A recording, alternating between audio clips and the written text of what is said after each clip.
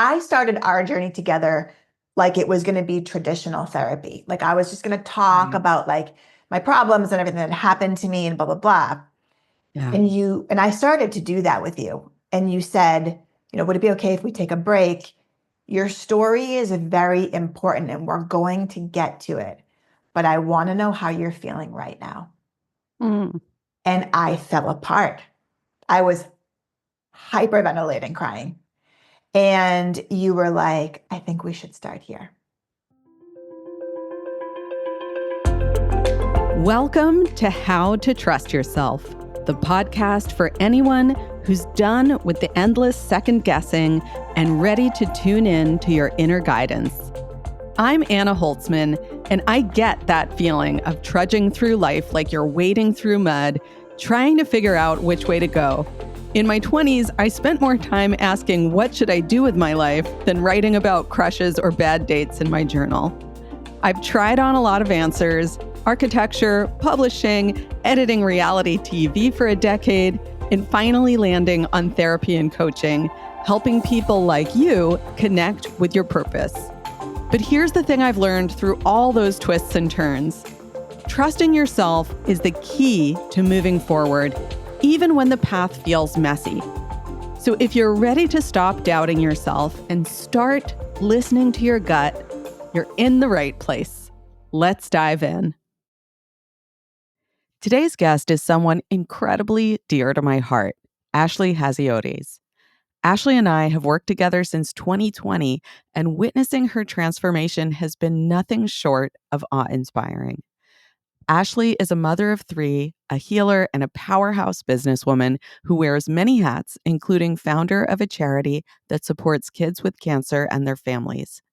But Ashley's story is so much more than her titles.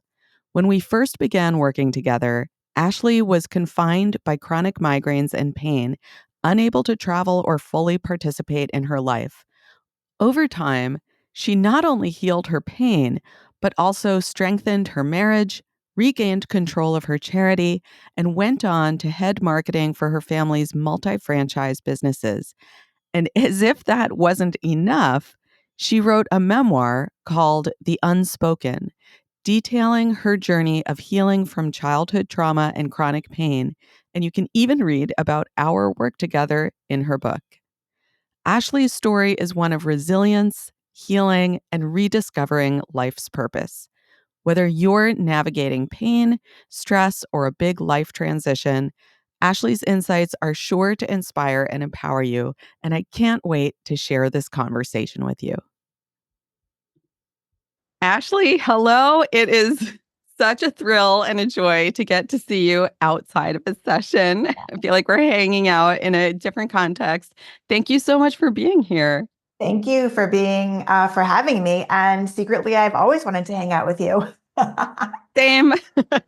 Yeah, Same. I've always said that to my husband, like, oh, I just wish I could have a glass of wine with Anna. Same. But we'll have to make that happen one day. Yeah.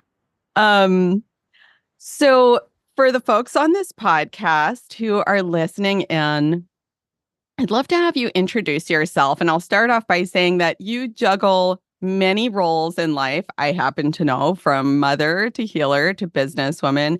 Could you share a little bit about who you are and the roles that are most important to you? Yeah. Well, like many people listening to this podcast, I wear many hats. And I have three children. The oldest is getting ready to leave for college soon. And then I have two younger girls who are 14 and 16.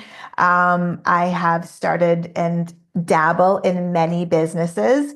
I started a nonprofit after my firstborn, the one who's going to college soon, after he went through his journey with cancer. He was an infant. And so, right around the 2 year mark after we kind of got home and I thought got my feet on the ground, which maybe we'll get to, I started a nonprofit. So, it's been about 16 years, and we help patients navigate like just living in the hospital. We have all sorts of programs and services for the patients, for the mom and dad, and for the siblings as well. Then I started a healing practice. So I became a Reiki master slash like energy coach, that type of thing. I haven't been doing that in a while because my other businesses have gotten a little bit too busy. My husband and I started car washes, and now we're in the drive-through coffee business. So lots of things happening. I think I love them all for a long time, and I'm sure you'll, you know, remember this with a fondness. Like I used to think to myself, like, well, if I was a healer, I couldn't be a business person. And if I Yeah. was a business person, I couldn't be a healer. And just like the process that we have had over the course of the last 4 or 5 years, one of those is like the unfolding and like just like the integration of like, well, I'm all of those things. So, Yeah.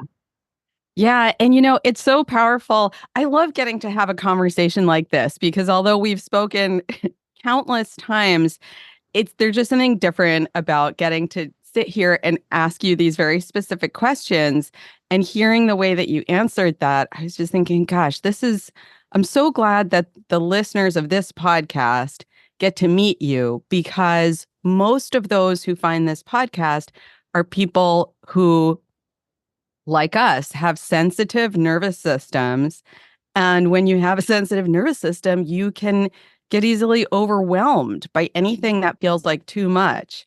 So you just shared this, such a cornucopia of things that you do in your life, and not just things you do, but roles, identities that you hold. And I know that over the course of this conversation, we're going to get into how you manage to occupy all those roles without feeling like, a wave is crashing over you, right? mhm. Yeah, or feeling like it is crashing over me and being like, okay, I'm going to go anyway. Yes, Yeah. yeah, absolutely. More to the point, the waves do crash and it's okay. And it's okay. Totally. Um, so it's been just an incredible joy to get to walk alongside you as a peer and a coach and a fellow traveler in these journeys over the years. And I've gotten to see your journey evolve quite a lot as we do. We evolve and grow. Um, and I'd love to ask you to share with the listeners, what was it that first led you to seek coaching support? Because that's how you and I met. And what first led you to seek support?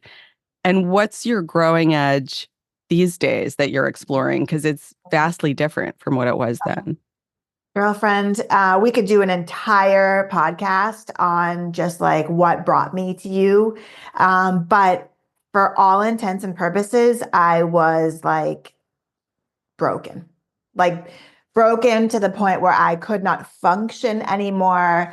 Desperate is a word that comes to mind as well. Like I was so sick and so unwell, that like a lot of other listeners, right? When you're at that place, like I was using Google, right? And I was like, Yeah. migraines. How do I get rid of these migraines? Why am I getting these migraines? Blah, blah, blah. Well, anyway, I ended up coming upon Curable. And so I dove And head. I'll just interrupt briefly for anyone listener that doesn't know what Curable is. It's an app that I also found when I was struggling with migraine, and it was what started me in my education about mind body healing. So that's what Mhm. that is. Yeah, that app, which is still active today, and I recommend it to so many people. So I came across Curable, which I think somehow, some way pushed me an article that you had written for them. Yeah. And I was like, oh my God, she's my person. Like, I just knew because I'm a picture person. So, like, I knew just by looking at you that, like, you were my person. And yeah, it's seriously. And it was like, I think like maybe 2 weeks before lockdown, right? It was either right before or right after lockdown. Yeah, it was Yeah. right around that time. Yep. Yeah. And so I reached out and we had our initial call, and then you were like, yeah, no problem. I think you were going away or something. And then the next time we talked, we were in lockdown. Oh my. Yeah. Yes. Oh, yes, that tracks because I did take a trip right before the lockdown of COVID began. Yep. Yeah. So that's how I found you and why. I mean, I was a shell, literally a shell of a human being. I was afraid to leave my house. I was actually thinking about this yesterday, like in prep for this podcast. I was living on the first floor of my house because I couldn't make it up the stairs to get to my own Right. bedroom. I Wow. It's Yeah. wild to hear that now. hmm I was afraid to shower by myself. I mean, I literally was afraid of Yeah. everything. I was afraid of the foods that I was eating. I was afraid to eat. I was afraid not to eat. I mean, the list goes on. And sometimes I look back on that time period and I'm like, holy Lord, like what a humongous difference my life is today versus then. But I mean, you'll say that I did all the work, but if it wasn't for you, I would not be where I am today. It's really incredible. It's funny that you just said, that I'm going to say you did all the work, which of course is what, we coaches say. But, and I'm sure you say that to your clients too. Um, but as you were playing it back, and we we've been, I've been so lucky to like have spent years with you at this point. So I'm even having my memory jogged that that's the extent of what you were experiencing then. And it's funny because hearing you describe it, I'm thinking of even me today, hearing that and thinking, gosh, I don't know. I don't know if I could help a person recover from that situation. I don't know. Because it's really, you share what you know to share. You support a person in the way that you feel led to support them. But they're the client is doing this work, right? Mhm. Um and not, I don't think either of us, neither me or you could have predicted like, well, what exactly is going to help? What's the exact path? Let's map it out now and then we'll execute it. So Right. looking back, what would you say it was that moved you through and out of that condition? Because it's different for everyone. We're all so unique. Yeah. Well, I'm going to start with this answer to the second part of your first question, which is like, Yeah. where am I right now and what Oh am I yeah, leaning thanks. into right Thanks for now? keeping us on track. No, no, no, it's okay. But the interesting part is it's so, and I don't know if I'm going to do an eloquent job at describing this, but you know how sometimes you know something intellectually, right? Like the answer to the question is twofold. It's trust and surrender. What am I leaning into right now? It's trust and surrender. Mhm. And I've always known that. I knew that back when I first got to you, that I needed to like loosen my grip on life.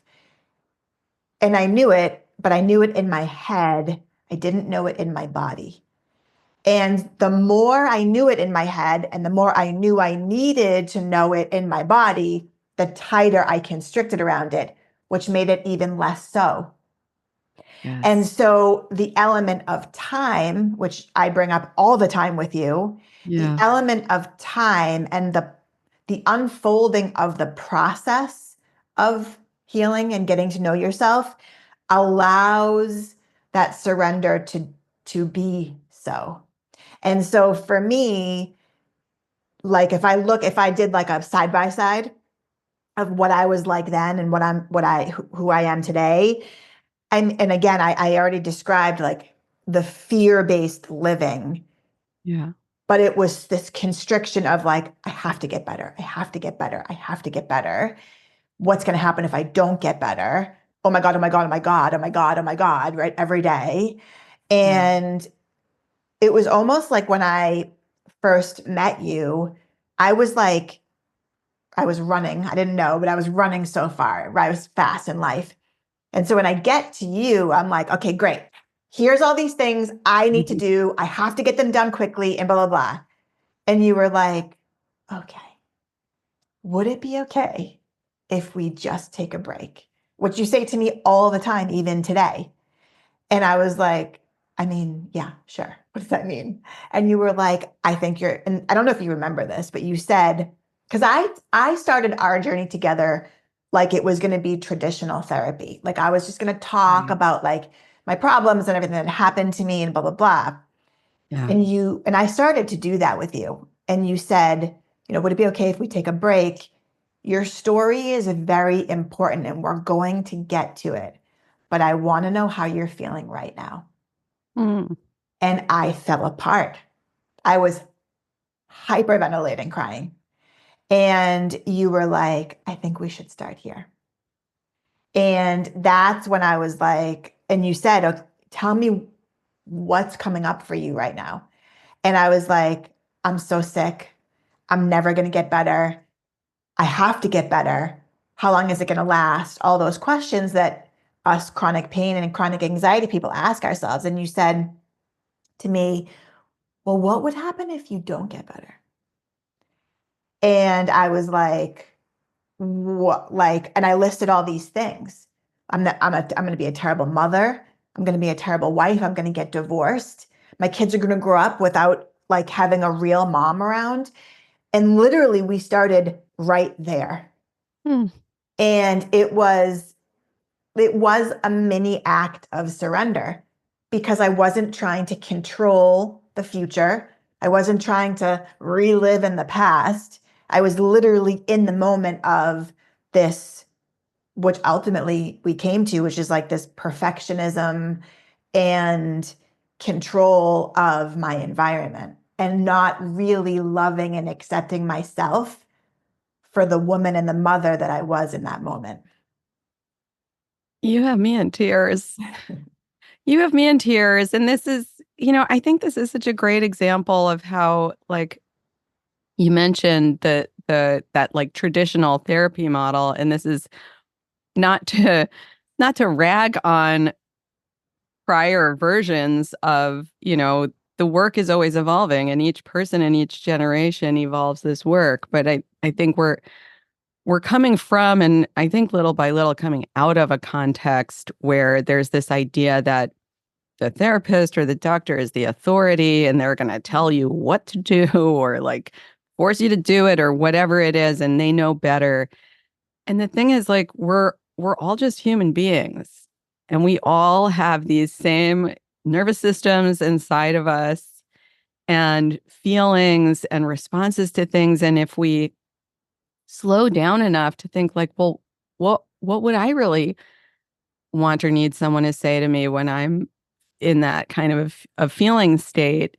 When I'm sitting here listening to you and hearing you, just I'm like going along on the journey with you, empathetically experiencing it because I'm a person too. And when you said, can we just slow down? I was like, oh, I feel like it's like we're meeting each other, like we're here with each other. And there's just so much emotion that comes up when someone catches us that way or meets us that way. I feel like it's like a delicate holding.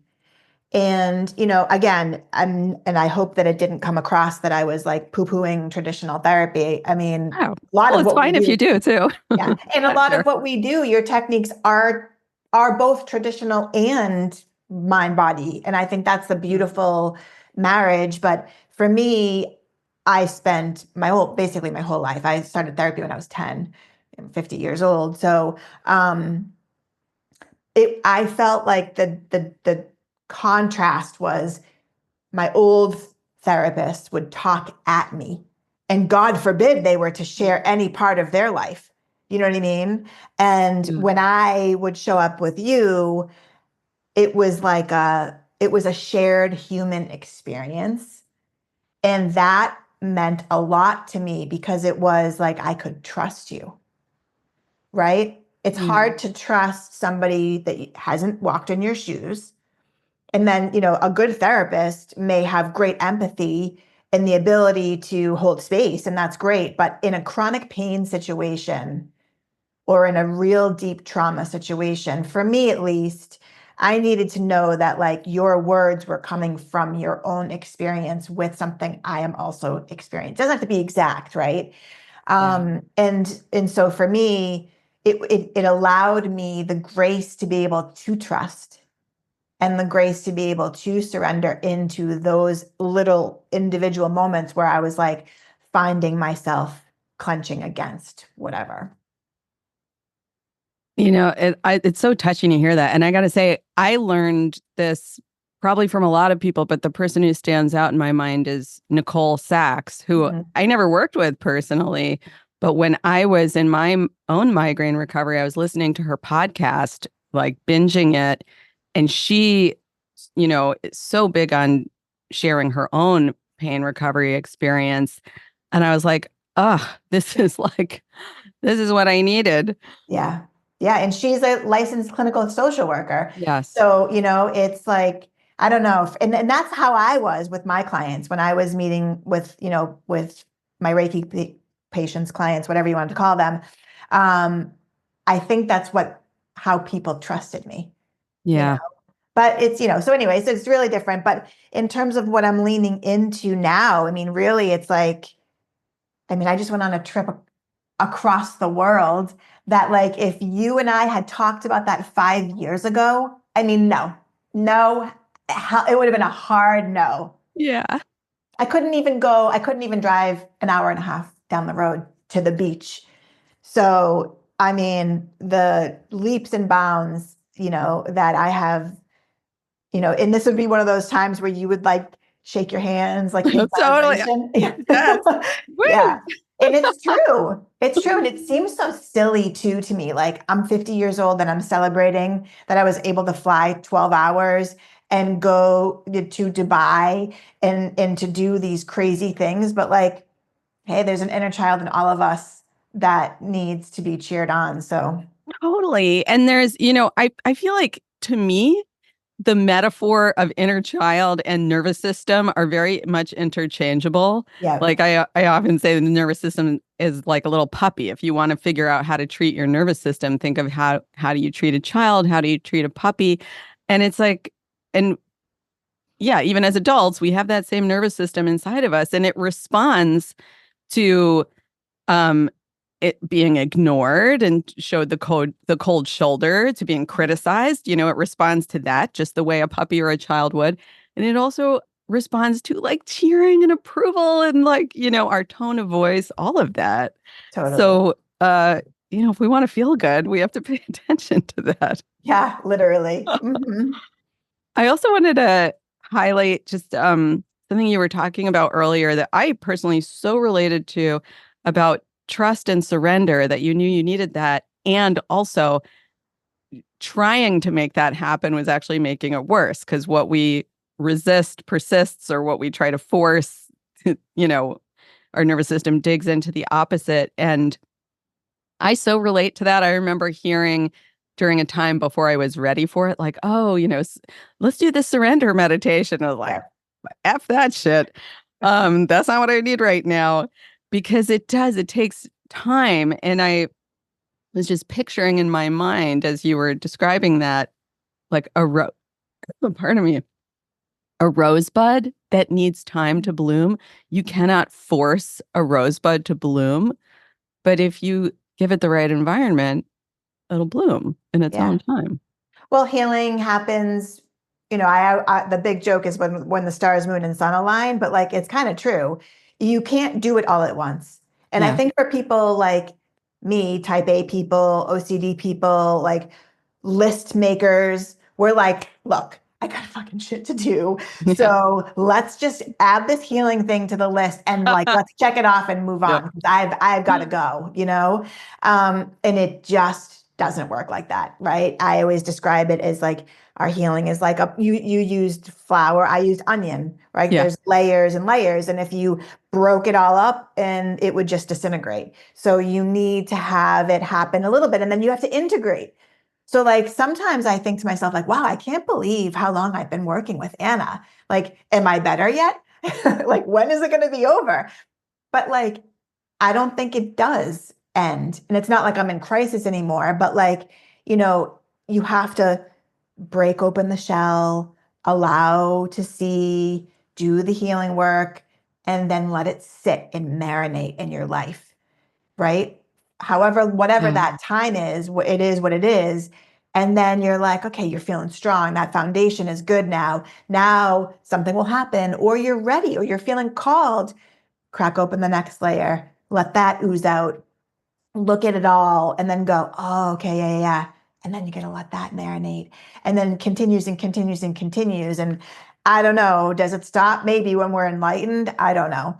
But I am constantly finding moments where I'm like, oh, I have some more work to do around that. And it's interesting. I'm going to share my perspective and see if this resonates for you. My perspective, both on my own journey, but also on your journey, because I happen to be fortunate enough to, be a side passenger on it. Mm, My perspective is that like there was an initial stage of our working together that was problem focused because it had to be, mhm, that was the nature of what was presenting itself. Um, and my perception is that, problems obviously are always going to come up in all of our lives and they'll need to be addressed.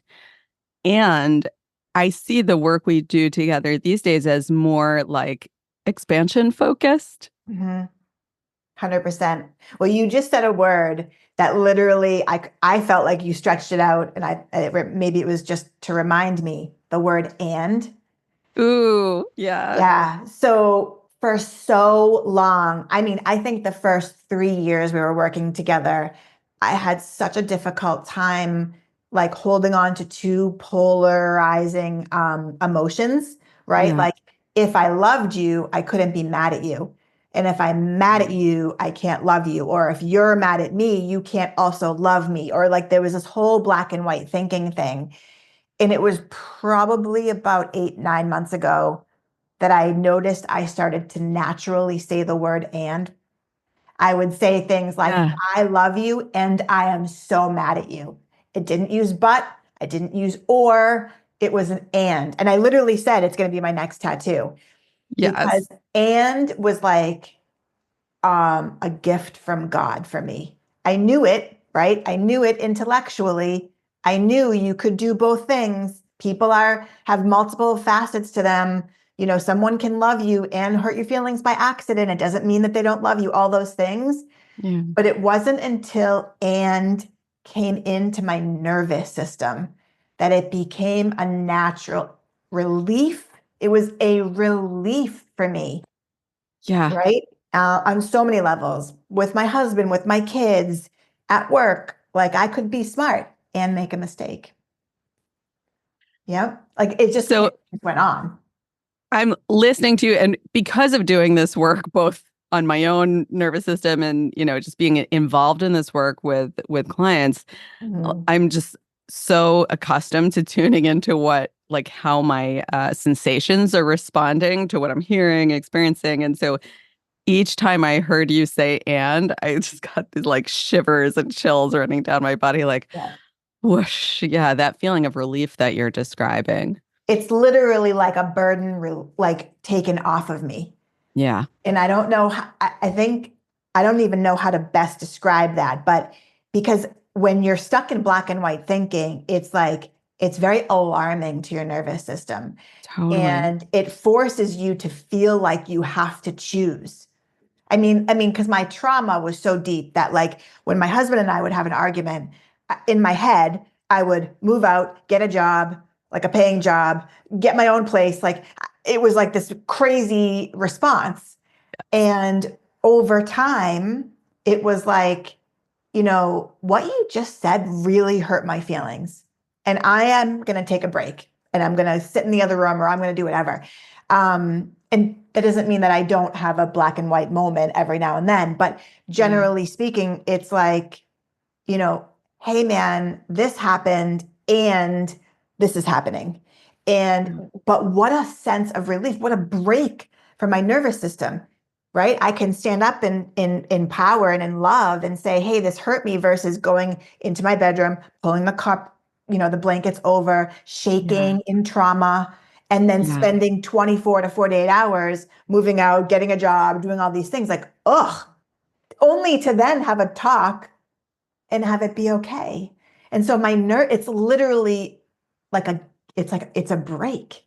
It's like, I'm just gonna just in this yummy moment, you know? I'm laughing lovingly with love for like our shared humanity because I can so identify with that. Like, for me, it was like I'm gonna move to the other side of the country and also have Yes. no friends because it's like be in a cave where I get delivery, like Not So no true. human interaction whatsoever. And it's like, Yeah. I think this might be a clue that this is there's Yeah. something going on in my nervous system Yeah. right now. So true. So true. um, Along this journey, I really like to ask what tools and techniques have been most impactful for you. And the reason I like to ask this is really to demonstrate for listeners that everyone is so different. Like different people gravitate toward different things, and there's nothing right or wrong about Mhm. what you gravitate toward. It's just like finding what works for you. So I'm curious if you could share with people like what has been your kind of like secret sauce of like tools or practices through maybe through like that earlier part of your journey, and what Mhm. does your practice look like now? Has it Yeah. changed? Has it loosened up? What's that like? Yeah. I mean, it's definitely loosened up. I was around the holidays always reminds me of how much I've grown. The holidays, as for many of us, but for me in particular, was a humongous trigger. And I can remember spending weeks, and I mean seriously weeks, with you in preparation for Thanksgiving and Christmas and all the holidays. And back then, I had a little bag of tricks, literally, Yeah. in my pocketbook. I carried essential oils that I could use to calm my nervous system, like lavender, vanilla, whatever. Sometimes mint or lemon if I felt like I was nauseous, because sometimes my anxiety would make me like feel like I was going to throw up. Yeah. Earbuds so that I could go to the bathroom and just pop in my relaxation music while I was pretending to go to the bathroom. Right. Yeah. And I also carried sticky notes and a pen so that I could do like a mini emergent journal speak. So I would go into the bathroom and I would literally, I don't know if I can swear on this podcast, but I would Yeah, be you can. like, You okay, can. I'd be like, you're a fucking asshole, fuck off. Oh, and I hope you die, Yes. like something bad. And I Yes. would rip it up and put it in the toilet. Amazing. Yeah. And so those were like, and then also playing cards, which by the way, I'll never forget was like an amazing Thanksgiving for me because like and I'm a child of an alcoholic. So when other alcoholics around me would start to drink, I would get obviously triggered. And so in that waiting, right? Like when they would first start to drink and then being like, okay, now I'm in the waiting game. Like, how bad is it going to get? What are they going to say, et cetera? I would get really anxious. So I love to play solitaire. So I literally brought playing cards with me everywhere I went. And if there was like a lull in the day or whatever, I would break out and just start playing my cards. Like totally cool. Like Amazing. I'm good. This makes me happy and I'm going to do it. And for that year and a half of holidays, it was like, again, this like gift, this like breath, this just everything, take a break moment. It was like my nervous system didn't have to be in, 911 emergency mode. Yeah. So I did that for a bunch of years. And in conjunction with that, and then for many years after that, I did use journal speak, that journal technique. It That's was Nicole Sachs's journaling brilliant. technique. Yeah. Yes. And you and Yeah. I kind of, made some tweaks to it, but basically Yeah. I took like a I have like an 8.5 by 11, pad of paper, and Yeah. I made 3 columns. The first column was like everything on my plate. The middle column was like big things that happened to me in my life. Yeah. And the last one was like I made stories that I tell myself. So like I Mm. would catch them in Mm. therapy sessions with you. I would catch them as, just like reoccurring things like I'm stupid. I'm not Right. good enough. I'm not smart enough. I'm not pretty enough, all those things. And I would add them. And then every day after my morning meditation, I would set a timer for 20 minutes. I would look at my list and I had to pick one topic. And it took me, I think, a solid year to get through that first initial list. And then I made Yeah. another one. And you pick the easiest ones at the beginning because you're like, oof, I don't know if I want to deal with that topic. And then eventually you have to get to them. And what I would do is I would look back at that journal entry and I would look for the emotions and I would Mm. circle the emotions and I would be like, oh, well, obviously that's what's happening on the inside of me. So if I had time or I wanted to, I would then journal to that emotion. like, dear, I'm ashamed, or dear, I'm embarrassed, or whatever. And sometimes, I had more to say, and sometimes I didn't. Or sometimes, if I didn't have time, I would take those emotions and I would put them at the bottom of my paper Mm. so that I could just go back to them and just at another time, like, dear, I'm ashamed, or dear, I feel guilty. And that went on for a really, really long time. Today, it's quick and easy to the point. Sometimes even just writing it out after a session with you, like knowing what I need to write about, just Yeah. brings it up to the surface enough for me to just think about it and process it. And, I would say that's a no-no in journaling, right? Like, you need to actually journal it out. You can't rectify it just by thinking it through. Yeah. But when you do evolve and have spent years teaching your nervous system that it's safe, that it can feel things, it won't die, relationships won't end, etc., Yeah. I can do a little bit of that. Like, I call it in the shower. You know what I mean? Like, when I'm in the Yes. shower by myself and I'm thinking about, like, what you and I talked about, right? Like, I do have an issue with money. And now my relationship is so much stronger with my husband that I can say things like, hey, by the way, the issues that we have in our marriage around money aren't just your fault. So I'm going to own that, man. And I got some work to do. So anyway, so Well, that's kind of how my little tools have emerged, and then layered into all of that. And especially at the beginning, I know this is a really long-winded answer, but I had a lot of self-care. Like, yeah. I got a massage every week. I went to acupuncture every week. I would take naps every day. And I would, Yeah. even if it was a 15-minute nap, I would put a heating pad on and a weighted blanket because my nervous system was really fried. And I would take a 15, 20-minute nap. And everyone in my house knew it right before dinner. Yeah. It was like, it wasn't an option. So my recommendation to anybody listening is to just, like, try it all, forget what doesn't work for you, pick what does, and stick with it. Like, you owe it to yourself, right? You're here, you're in this journey, you want to get better. So stick with it, and also be doing what you and I used to call them, like, yummy things. What Yeah. can you do today that's yummy for yourself? That's, like, really soothing and will take care of you. And sometimes that was take a bath, sometimes that was take a nap. Sometimes we had fuck it days. Yes. I love the fuck it days. Bucket days are awesome. Like, no rules. Don't worry about Yeah. calories. Don't worry about anything. And by the way, they almost always worked. Amazing. Yeah. Amazing. It's always a good idea to play hooky if you can. Yeah. Yes. Yeah. So anyways, that was a long-winded answer to. That was amazing. Thank you so, so much for describing that, because I think it's really helpful for other people to get to hear from a lot of different people. Like, this is exactly what I did. And then you can be like, oh, that might work for me, or like, oh, that wouldn't, but that gives me a different idea. Yeah. And I got some insight into my human experience listening to you. And here's what came to me. I'm curious if you will also relate to this. Because I similar to you, I started off journaling using Nicole Sachs's method, Mhm. and did that like religiously for an entire year every single morning. And then I gradually kind of evolved it into my own journaling method. And these days it's like I go through phases. Like, sometimes I journal rarely, other times I'm like, there's something I'm like working through. And it could be something difficult. It could be something exciting, like developing a new part of my business. And I'm like going to my journal for like inspiration in the morning.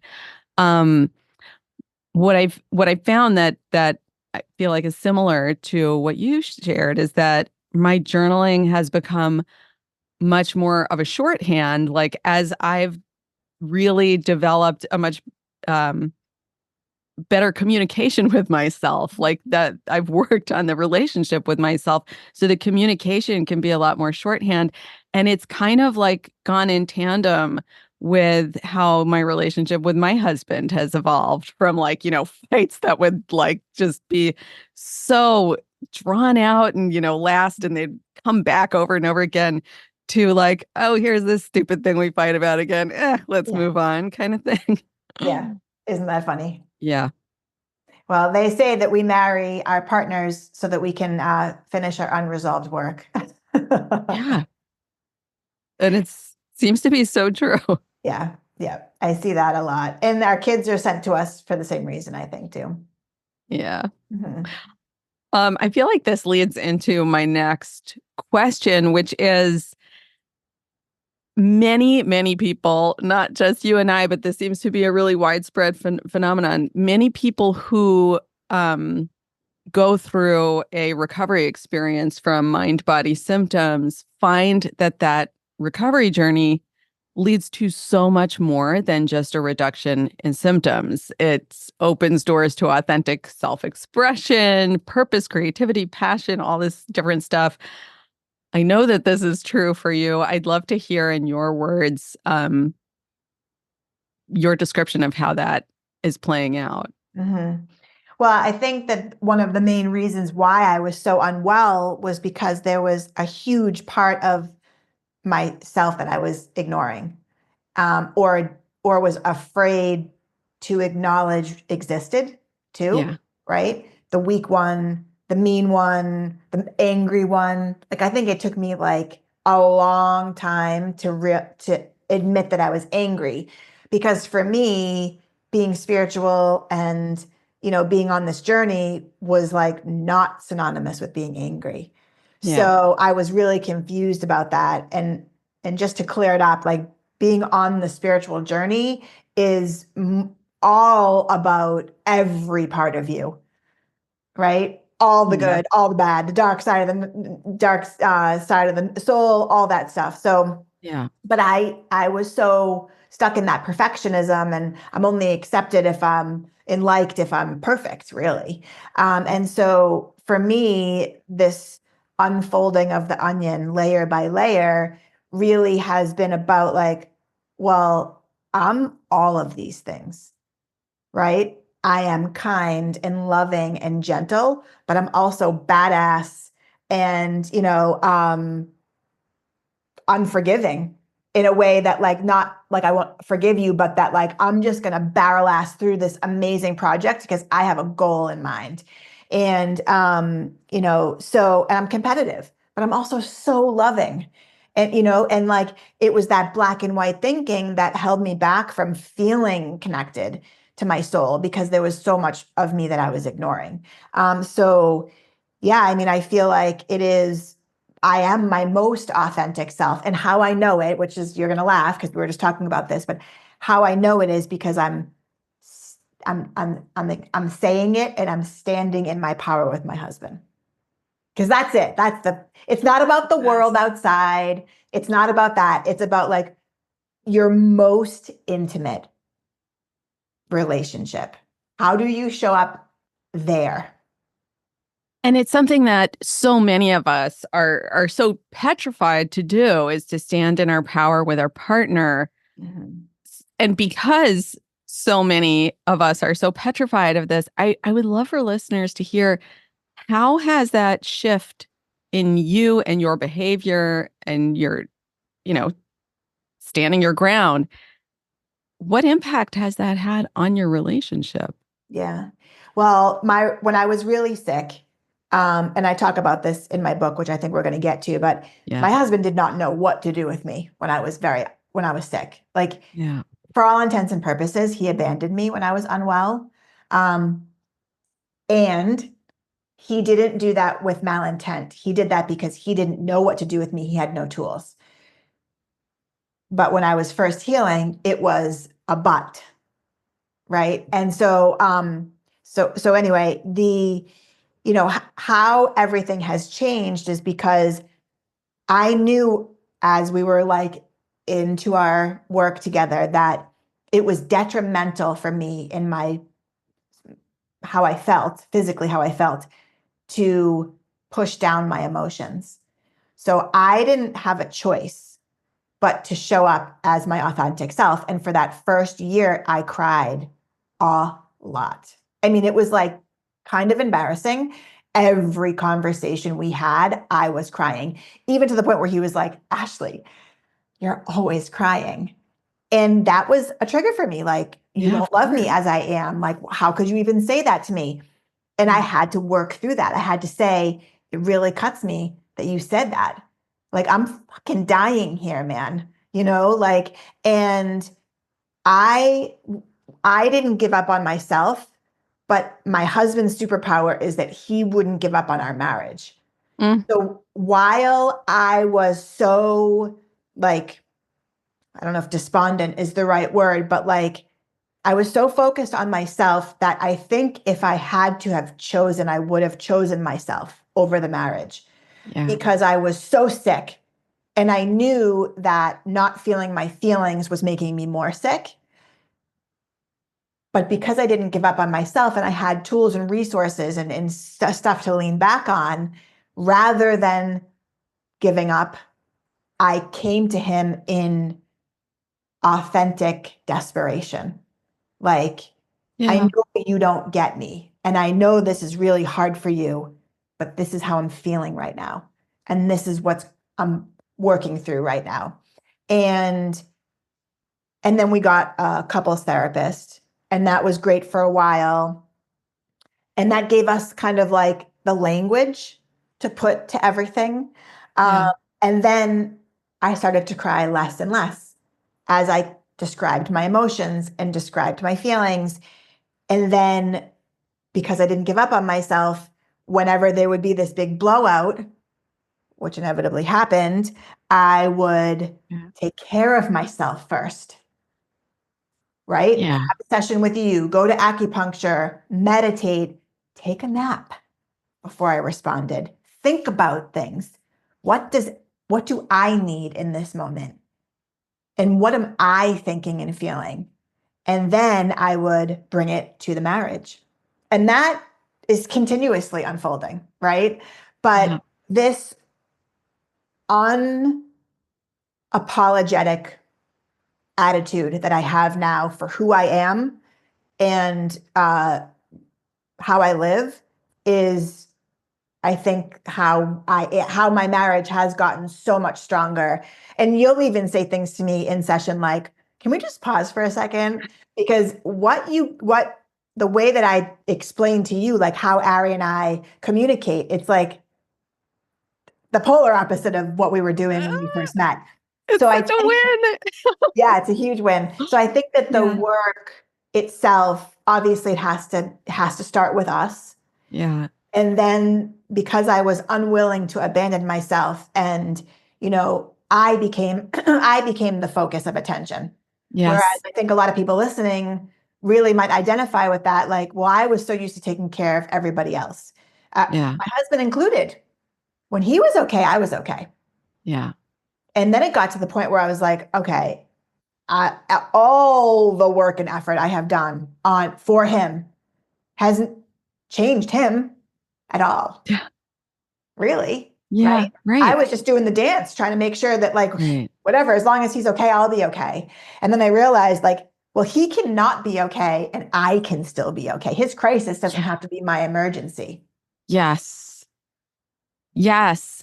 And it's so like I just get so emotional hearing you describe the arc of it. And it also, gets me to reflect on the arc of my own relationship with my partner. And what's so moving to me is that like we can go through, I'm speaking for myself here, the most harrowing storms Mhm. in a relationship. And if the intention is there enough from both parties, we can actually make it through to the other side of these storms and recover Mhm. together, even though it seems so unfathomable while you're in the storm. It can Yeah. feel incredibly scary. Yeah, it can for sure. And I feel like if it is feeling really scary, like to somebody who's listening right now, that is a very gentle and loving reminder that your nervous system is being triggered. And so Yeah. the self care and the taking care of that, again, I like to use inner child, has to be where you start first because you can't fix the Mhm. other person. You can't make it so that you're never triggered. It's never going to happen in the world, in the workplace, in your marriage, with your kids. Like 100% triggers are going to happen all the time. And so for me Yeah. now, I'm like, oh, yeah, you're right. Like, we just had an argument the other day and he was like, wouldn't let me go. And I was like, let me leave. And he was like, no. And I'm like, I'm really mad. And ultimately, I wasn't mad. I was hurt. And so, like, again, that his superpower is he doesn't leave. Like, he'll Yes. stand in the room staring at me for hours while I'm picking at my fingernails, and ultimately, we need to build the habit of connecting to our emotions, allowing whatever emotion it is to be okay and to be what it is, even if it's one of those bad ones like shame and guilt and like the ugly kind of yucky ones. But like, it's only yucky for a second because as soon as you shine light on it, it's like, oh, yeah, that's kind of silly. I mean, obviously that's not real. Obviously that's not true, right? That Yeah. scenario that I've built up in my head that I have to be so shameful about, probably I'm not the only person in the world who's ever felt that way, right? And then when you can talk about it, it's like, okay, well, geez, your partner can be like, geez, I mean, sorry that I made you feel that way. That wasn't my intent. And then before you know it, it's like this huge monster now becomes this little miniature character. And you're like, all right, come on in. I'm going to put you in my pocket for the day because you were a great reminder of the Yeah. work that I needed to do. So rather than this big, hairy, scary thing, it's like this cute little, character that you can kind of take around with you. And like, by the way, and celebrate because we Yes. just grew together. Which is amazing. It's amazing. I mean, the whole thing is like there's like an alchemy. There's magic in the process. During our time working together, you did something that I actually hear a lot of people who follow my work or who also work with me say that they have the desire to do this, but they're so terrified, understandably so, is that they want to write about their personal experiences, which involves writing about other people. You actually did this, and I had the honor of walking beside you through that experience of writing your book. I'd love to hear you share what that experience was like, because I think this will be very inspiring to many Mhm. listeners. So, way back in the day when my son Nicholas got home from his treatment with cancer, I wanted to write a book. And I sat down and tried to write this book. And it was the worst uncomfortable process. And it wasn't because I was going through old memories. I believe it was because it wasn't the right time. Right. Yeah, So we can share the first thing I'll say before I get into my book is that like we can impact other people's lives and share our story every single day. We don't have to write a book for it. absolutely. Right. So there, I get like, I didn't plan to write a book, and I'll get into that in a second, but the book that I just published. But I feel like when people are feeling called to share their story, like, yes, I celebrate that. And that's amazing. And you can do that literally today at the supermarket. You can do that with the mailman. You can do that with your coworkers. You can do that with every person that you come in contact with.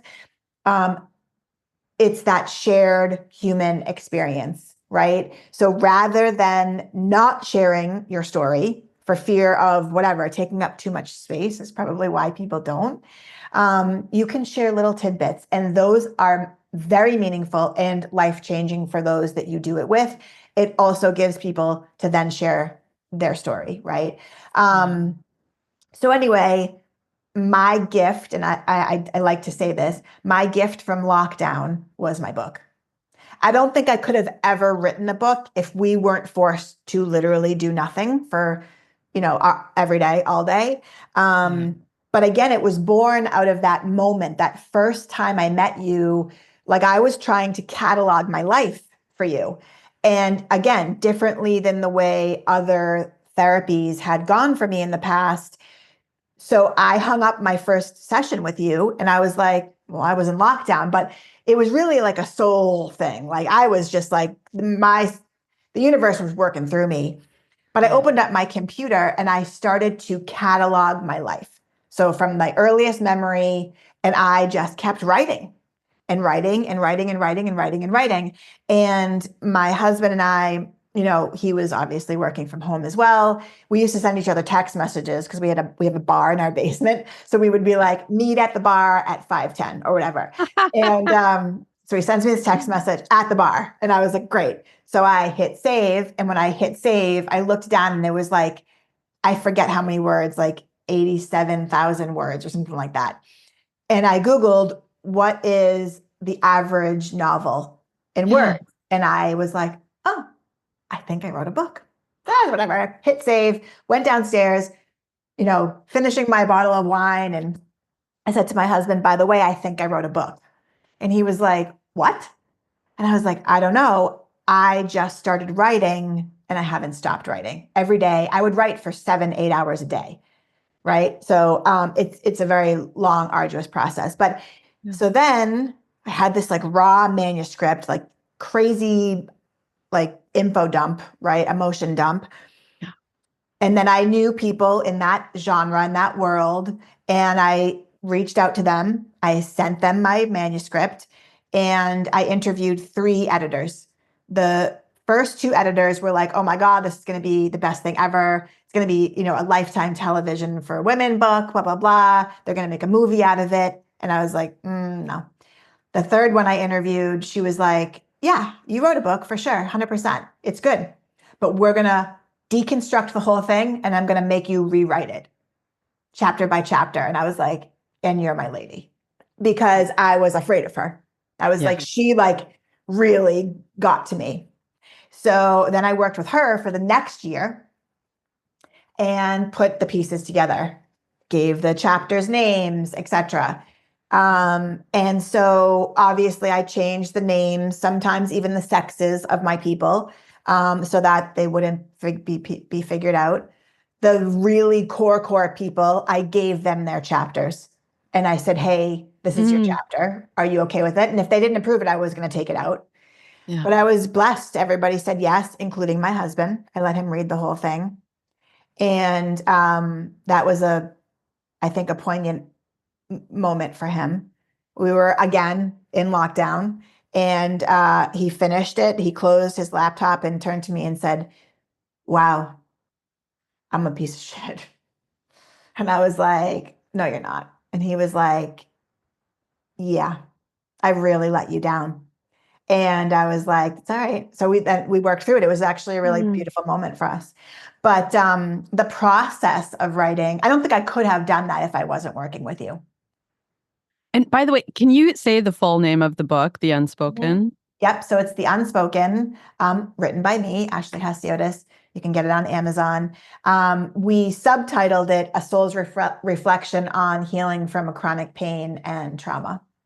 Yeah. And so that's kind of what the story, I mean, it's my memoir, it's my story, but my migraines, I believed my migraines were my body getting asking for my attention to feel the feelings that it was not even possible for me to feel when I was a kid, totally Yeah. unsafe to do so. And then it became a habit to run away from my feelings. And it became a habit to help other people and ignore myself. And then the list goes on. And I didn't realize a lot of that until you and I were working together. And then those big moments that were on my journal speak, my list, I realized how many like legs and toes and fingers they had in my everyday life in Right. that current moment. In the present. I know that so many folks listening are probably, well, I don't know. I'm imagining they might be saying to themselves, that's so amazing that you wrote a book, you told your story. I could never do that, or I'm not sure if I could do that because I'm afraid of XYZ. I'm afraid of hurting people's feelings. I'm afraid of getting blowback. I'm afraid that the book won't be good enough. It fill in the blank. I'm afraid. And I'd love for listeners to hear from you. Like, was it easy to just like, no fear, just writing the book, publishing it, putting it out into the world? Like, or were there challenges that you had to work through? Yeah. The writing part of it was the easy part of it. Like Yeah. telling the story was the easy part of it. Once we got towards the end and like it was going to become like real, Yeah. I had a lot of flare-ups. I had a lot of migraines. I remember Remember. sitting with you being like, who the fuck do I think I am? What? This is the most ridiculous thing I've ever heard of, that I am publishing a book. Who cares? Cares about my life? This is ridiculous. What am I even doing? You know what I mean? And but there had been so many people at that point that had already read the book before we Yeah. launched it that were like, this book is going to change people's lives, that I had to write it down. I had to look at their emails and listen to their voicemails multiple times to use it as evidence, to not listen to my inner critic and that fear that was being sparked. Yeah. Um, and so, you know, in terms of like worrying about like the story that I told and was it going to hurt people's feelings, that's easier to sit with when you are 100% in your authenticity, right? And so, like, I'm not saying I was done with the work when I was writing the book, but there was a huge part of me that really was connected to who I was and what was important to me. And so the way that I was telling the stories were, they were authentic to me. Yeah. And I will say, like, the editing process and having a really good editor helps that, right? Like, they take out that inflammatory word, or you know, they help you to pick words that will evoke emotion but that aren't accusatory, or not all the time. Like, you know, with my mom, there Yeah. was some accusatory words, but like, so we went through that whole thing, you know, and Yeah. so there is that buffer and that third party who doesn't know you and isn't connected to you that will help massage the whole process. I wouldn't recommend somebody in a position like you and I are, who wants to write a memoir, doing it on their own and self-publishing without having a really good editor. And by the way, just for listeners out there who might be thinking like, "Oh, that's such a good idea, but I don't know if I could get an editor or afford an editor, whatever it is." ChatGPT will help you with this too. If you Yeah. are, experimenting with this on your own and you're not ready or even wanting to take that next step, Yeah. you can there are many options There are. to have a buffer to help you express the heart of what you're saying. Yeah. And for me, there would be days that I would have to write. So at the beginning, I wrote like I was moved to write. Mhm. Like it was moving through me. Then during the editing process, there was days where like I had to write because I had to give my editor back chapters that she was giving me Yeah. my homework, but I was not feeling it. Yeah. Right. And so on those days that I wasn't feeling it, I had to do things like go for a walk. Yeah. I had to like meditate. I needed to, you know, kind of get my creative juices going so that I could get into the work. Because especially with a memoir, you want to be feeling the feelings as you're writing them. You don't want to Yes. be disconnected from them. So, Yeah. so that was a challenge, you know, especially on a timeline. And if you really are interested in writing a book, you have to carve out X number of minutes or hours every day to write so that you keep that flow going. You know, like Yeah. it's like that whole, you know, laws of attraction, right? You can't dip into a Mhm. memoir and then be gone for a week because, you know, the universe kind of brings you like little seeds. And there was so many times in my life where I was writing a chapter, let's just say about authenticity. That's one of the chapters, and I would have a whole thing that I wanted to write, and then something would happen in my present moment where I Yeah. would be like, "Oh, you know what? Actually, no. This is where I need to go." I carried a notebook around. like a little tiny notebook. Even if we were Yeah. out for dinner, I would write down, move this, change this, do that. And then the next day I would do it. So I'm interpreting some of the things you've just said, and I'm gonna share my interpretation from first person, because this is how I think about my own process of like creating and writing stuff that I put out there. Is that if I'm having those imposter syndrome thoughts, like who do I think I am? I say, oh, huh, my nervous system must be feeling afraid right now, because that's a symptom of my nervous system feeling afraid. Or similarly, if I feel like I have nothing to say today, I don't feel like writing blah, blah, blah. Similarly, I think, oh, my nervous system must need something right now, like taking a walk, taking a bath, doing something else that I find that's fun for me, so that I can come back to myself. Yes. And does that sound, 100%. yeah. 100%. Because when we're in fear, we're by definition disconnected, Hmm. right, from ourselves. And when we are aligned, I call it being on the beam. When we're Yeah. aligned, mind, body, spirit, obviously it's going to flow and it's going to be what the universe needs to hear about whatever topic that you're talking about. You know what I mean? Yes. I love this conversation so much. So we are coming close to the close of this conversation, and I have three final questions for you. The first of which is, if there is one particular message that you feel passionate about sharing through the work you do in this world, what message comes to mind in this moment? Well, if we're talking about, or those that are listening are probably in the chronic pain arena or chronic overwork, anxiety arena, which we share a lot of those similar qualities. I would say all you need to have is hope the size of a mustard seed. Oh, I love that. When I was really, really sick, my good friend Morgan, who was taking care of me at the time, got me a mustard seed necklace, which subsequently broke, and I wore Oh, it. And it reminded me every single day when I looked in the mirror that like all I have to do is think, I'm gonna get better. And I may not believe it 90% of the day, but if I believe it for 10% of the day, that's all I can. And so I just kept holding on to that. And, don't give up on yourself. And the work may change and you may not be jiving with something, but as long as you don't give up, that element of time and that unfolding of the journey will move you forward in your path and will help you to feel better, to have better relationships, to heal the old wounds. Like we aren't what happened to us. But it also doesn't go away. We're yeah. not here to erase anything, right? We're here to bring it all in. Bring it all in. This is all of me. This is everything that's happened. These 20 things, I'm dimming the light on them. I'm putting them at the bottom of the pile.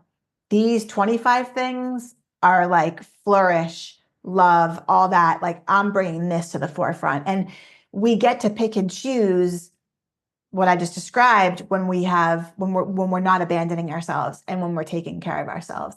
So Yeah. I don't know if that's yeah. Amazing. Amazing. And I've actually never heard you or anyone else say that before. The mustard seed. Mhm. I love that. And it's so tangible. Mhm. I feel like in what you said, you already answered my next question, but I'll say it anyway, in case anything else comes to mind, which is, for someone who's listening and they're, maybe relating to many of the experiences you've had, the struggles that you've moved through, they're like in very, very early stages of like, maybe listening to you talk about it is the first time they've heard someone talk about recovering from those kind of symptoms and experiences. If they are completely overwhelmed about where to even start, do you Mhm. have any other words you'd share with them? I do, but I also want to start with this, which is like, what is recovery? Mm, Because for me, I think at the very beginning, recovery meant that I was never going to have another migraine again, yeah, right? I was going to be better. And totally. I think that it's really important. and I don't know if I ever heard it or whatever, but like that would be a really key message, is that it it isn't necessarily, if I tell you I'm 100, and I'm serious when I say this, I'm 100% better than I was when I first started working with you. And I still get migraines from time to time. Yeah. I still have anxiety from time to time. For me, the recovery is when I have a migraine, I'm not in 911 emergency mode, right? Yeah. I'm like, shit, I have a headache today. All right, well, I got 4 meetings, so I'm going to go to my meetings because I can, right? Yeah. Whereas before I couldn't, because there was this whole fear thing that it would make my migraines worse. Yeah. Um, Yeah. and so knowing that recovery isn't always that you're, and sometimes it is. I've had clients who have been 100% better with this work that we described today. Never Yeah. had another headache again in their whole life. Praise God. Amazing. That didn't happen for me, but I'm, Nor me, by the yeah, way. and I'm 100% happy with my life. I'm so grateful for where I am right now. Could I get better? Sure. Great. Awesome. But, so it's kind of that. And then where they are, like where to start, anywhere, dude. Yes. Anywhere. Just start. It doesn't even, honestly, doesn't matter, Yeah. because you could start with journaling. You could start following Nicole Sachs. You could try to get in with Anna, right? You could try to get a session with Anna. You could read The Body Keeps Score. There's so many amazing places to start. Um, Start anywhere. It's just like that, what you said to me, right? Like, how about we just start right here?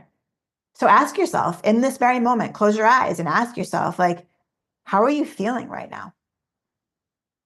If the word that comes to you is overwhelmed, then journal that out.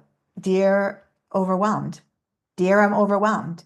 What comes up out of that? Allow your body to communicate with you, and then you have to listen. Right? So then because you'll get to it all as long as you don't give up on yourself. You'll get to it all. So it really doesn't matter where you start. Find something that resonates with you and just give it a go. I love that. I love that. I feel like that's so true of like, where do you start coming back to each other from a fight with your partner? It just turn toward each other. It doesn't Yeah, matter. Nothing else matters. exactly. It could be a Yeah. smile, it could be a touch, it could be a here's a cup of coffee. It Yeah. doesn't matter. Yeah. Yeah, so that's kind of that's my thought on that. I love it. I love that so much. And lastly, where can people find you to follow all the amazing work you're doing, find your book, learn more about Yep. you? So they can find my book on Amazon. Again, it's The Unspoken by Ashley Haseotes. They can buy the book there. The Unspoken book has its own website, so they can watch the trailer. They can read a little bit about it there. And I am Ashley Has Love on Instagram. And I'm not doing a ton of posting right now, only because I'm a little entrenched in the coffee businesses, but there's plenty of content there from way back in the day. And eventually, when I can hire somebody for my job, I'll get back to it. But yeah, so that's that. Fantastic. Ashley, I adore you. Yeah, I can't wait to same. see you again. And thank you so much for being here. Yeah, thank you for having me. I really had a good time. Thank you so much for listening to Ashley's incredible story. I hope it left you feeling inspired and empowered to take steps toward your own big, bold goals. Her journey is such a powerful reminder that anything is possible when you have the right support. If you're a sensitive high achiever with big dreams, but you're tired of feeling overwhelmed or stuck, I'd love to help you reach your goals in a way that honors your nervous system and your unique needs. I'm currently accepting applications for the waitlist for the Mind Body Breakthrough, my 6-month one on one coaching program. This is where we work together intensively to help you navigate the emotional ups and downs of going after what you want while staying grounded, aligned, and fully yourself. If this calls to you, head over to annaholtzman.com to learn more and apply. I'd love to connect with you and explore what's possible for your next chapter. Until next time, remember, you absolutely can do big, bold things, and you don't have to do it alone. If you enjoyed today's episode, please do me a favor. Hit that follow button so you don't miss a thing and leave a rating or review. It helps more people find this show, and honestly, it makes my day. And if you're looking for more ways to trust yourself and start listening to that gut instinct of yours, come hang out with me on Instagram at Anna_Holtzman. Let's keep the conversation going. Thanks so much for listening, and until next time, trust yourself. You've got this.